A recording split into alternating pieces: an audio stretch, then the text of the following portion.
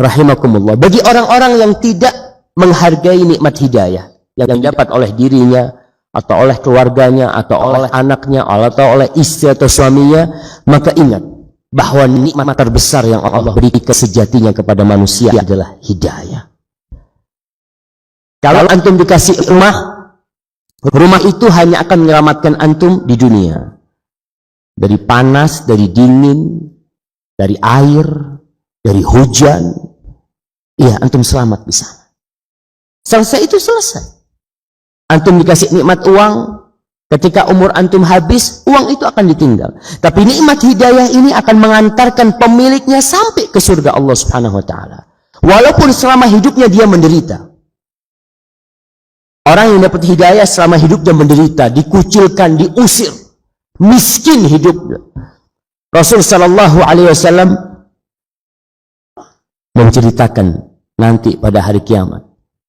Beliau ingin memberikan perbandingan kepada para sahabatnya, kepada umatnya kita, tentang nikmat dunia dan nikmat akhirat. Nikmat akhirat ini hidayah.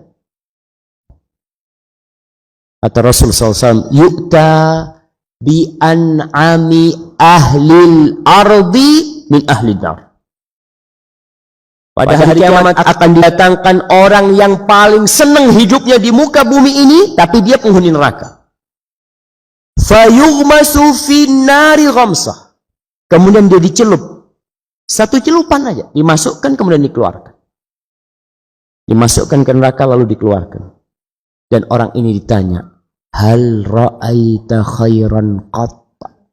Orang paling senang hidupnya di dunia. Gak pernah susah. Ditanya, engkau pernah melihat kesenangan gak dalam kehidupanmu? La, ma ra'aitu khairan qat. Gak pernah aku merasakan kebahagiaan. Tidak pernah aku melihat kesenangan. Padahal dia orang yang paling senang hidupnya di dunia. Dan di dunia kita bisa melihat. Kalau ada orang yang hidupnya senang, kemudian dapat penyakit, dia lupa dengan 70 tahun pernah hidup senang. Bagaimana kalau dicelup ke dalam api neraka? Dan perbandingan yang lainnya, didatangkan penghuni surga yang paling susah hidupnya. Mungkin sehari makan, sehari tidak makan. Mungkin dia cacat. Mungkin dia gak punya kaki. Mungkin dia tidak bisa berbicara. Orang yang paling menderita hidupnya di dunia. Lalu dicelup ke dalam surga. Satu celupan. Lalu ditanya, engkau pernah menderita enggak dalam hidupmu? Engkau pernah melihat penderitaan enggak dalam hidupmu? La, wallahi ya Rabb. Enggak pernah aku melihat penderitaan. Lupa dengan segala derita yang pernah dirasakan jamaah. Dan dunia ini darul amal. Tempat kita beramal. Antum bayangkan, tadi malam sebagian orang entah sampai jam berapa mereka tidak tidur. Seakan-akan mereka senang. Mereka gembira. Pagi hari mereka tidak sholat subuh. Mereka merasa gembira dengan yang tadi malam. Kehilangan sholat subuh biasa.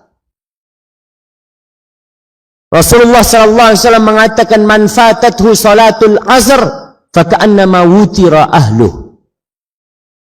Kata Nabi SAW, orang yang kehilangan salat asar aja nih, seakan-akan dia kehilangan keluarganya semua.